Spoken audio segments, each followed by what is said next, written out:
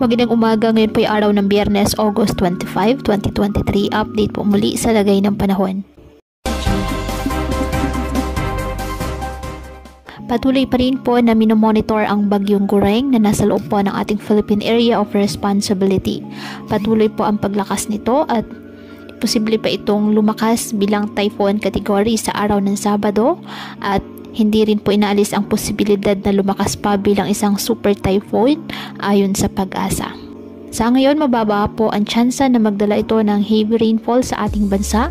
Ngunit kapag magpapa-westward pa ang kilos nito, posibleng makaranas ng heavy rain sa ilang bahagi ng Cagayan Valley sa susunod po na 3 araw.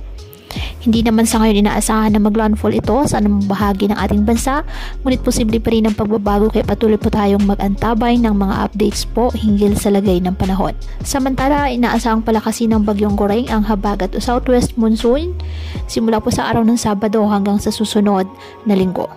Posibleng magdala ito ng occasional rain sa Metro Manila at western section ng Luzon. Maaari din pong makaranas ng pagbugso-bugsong hangin sa southern Luzon, Visayas at Mindanao. Kaya pinapayuhan po ang ating mga kababayan na paghandaan ang nasabing